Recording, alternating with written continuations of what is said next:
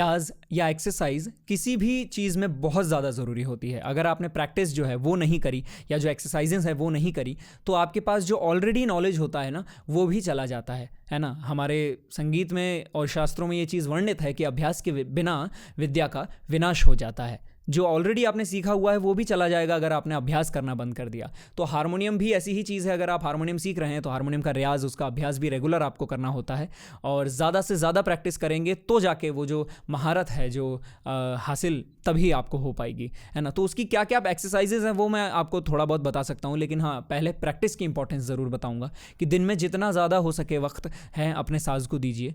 अगर आप गाना गाते हैं तो गायकी को दीजिए, आप तबला वादक हैं तो तबले को दीजिए और उसे अपनी ज़िंदगी मानकर फिर उसका रियाज़ कीजिए, है ना। उसको ऐसा नहीं, आप उसको सेकेंडरी नहीं रखेंगे, उसको आप हमेशा प्रायोरिटी रखें, आप उसको प्राथमिकता दें।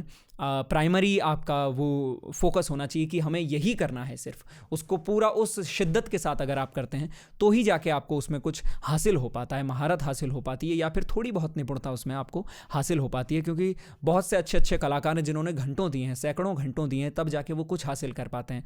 तो अगर आपको उनके ज़रा भी करीब आना है या फिर खुद के भी सेटिस्फैक्शन के करीब आना है तब भी आपको बहुत मेहनत इसमें देनी पड़ती है। सुबह दीजिए, शाम में दीजिए, दोपहर में दीजिए। हारमोनियम को रियाज़ करने का ऐसा कोई फिक्स समय नहीं है। जैसे गायकी के लिए तो हम कहते हैं कि भाई ब्रह्म मुहूर्त का रियाज़ है, सवेरे का रियाज़ है, लेकिन हारमोनियम एक ऐसी चीज़ है उसमें आपको कुछ ध्यान नहीं रखना, वो आप कभी भी कर सकते हैं। लेकिन जाहिर है अगर ब्रह्म मुहूर्त में सवेरे करेंगे तो फ़ायदा तो होगा ही होगा, क्योंकि वो समय ही ऐसा है जिसमें जो भी चीज़ की जाए वो फ़ायदेमंद साबित होती है।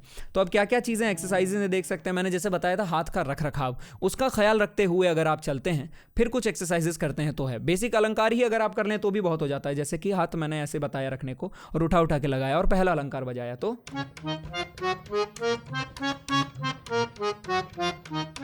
है ना, ये मैंने बताया कि इस ढंग से आप अलंकार बजाइए।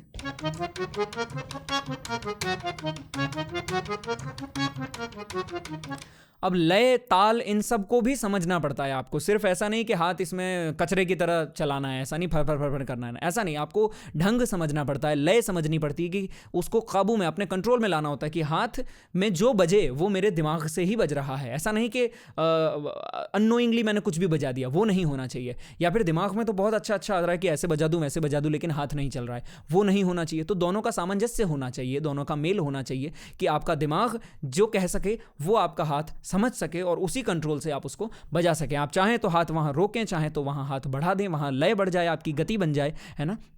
तो ये कुछ चीज़ें हैं, लय को भी आपको समझना होता है। बाकी ये अलंकार ढंग मैंने बताया। फिर उंगलियों का रख रखाव है। जैसे कि मैं तीसरा अलंकार अगर बजाता हूं तो अब एक ढंग है कि इसमें आपने देखा हाथ काफ़ी मुड़ रहा है मेरा, ये जो उंगलियां हैं ये बड़ी क्रिस क्रॉस हो रही हैं। तो अगर मुझे आपको कहना है कि दौड़ो, तो जब आप दौड़ते हैं तो आपके पैरों का एक स्ट्रक्चर होता है कि उसी तरह से पांव चलते हैं। आपके अगर लेग्स में क्रिस क्रॉस करा दूं तो आप दौड़ नहीं सकते और वो गति नहीं बना पाएंगे। उसी तरह से उंगलियां भी अगर क्रिस क्रॉस होती हैं, ऐसे ऐसे जाती हैं। हाथ अगर आपका बहुत ज़्यादा स्टिफ होता है तो आप में गति नहीं बनती है। थोड़ा उनको लूजन कीजिए। हाथ जितना हो सके ढीला रहेगा उतनी ज़्यादा गति बनेगी, है ना।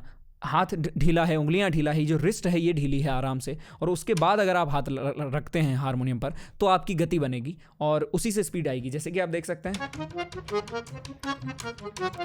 और हाथ खुला हुआ है मेरा, ये नहीं कि गंधार लगाया तो मुझे हाथ मोड़ना पड़ा। ये रिस्ट नहीं मोड़नी चाहिए कभी भी, कलाइयाँ ना मुड़े, उंगलियां ना मुड़े, सीधा सीधा हाथ जाए, सीधा सीधा वापस आए। इसके लिए रख रखाव का आपको ख्याल रखना पड़ता है कि हारमोनियम किस एंगल पे रखा है, उंगलियां किस ढंग से रखी हैं और कौन कौन सी उंगलियों का आप इस्तेमाल कर रहे हैं। जैसे कि अगर मैं सारे ग रे ग म में बजाऊं और मैंने यहाँ सारे ग रे पे अगर मैं पहली उंगली लगा देता तो मेरा ये देखिए हाथ मुड़ रहा है, यहाँ पे ये जो क्रॉस बन रहा है ना। क्योंकि हाथ का साइज पर भी तो निर्भर करता है। अगर आपकी उंगलियों में गैप्स ही नहीं है तो आपकी उंगलियां फंसेंगी, है ना। और हारमोनियम की कीज पर भी निर्भर करता है कि उनका साइज क्या है। लेकिन हारमोनियम की कीज़ का साइज़ या आपकी उंगलियों का साइज़ ये सब सेकेंडरी है। अगर आपका रियाज अच्छा है, रख रखाव अच्छा है, तो इन चीज़ों से कोई फ़र्क नहीं पड़ेगा कि हारमोनियम की कीज़ छोटी है या मेरी उंगलियां ज़्यादा पास में, वो ऐसा कुछ नहीं होगा अगर आपका रख रखाव सही है। तो रख रखाव में उंगलियों का पोजीशनिंग देखिए।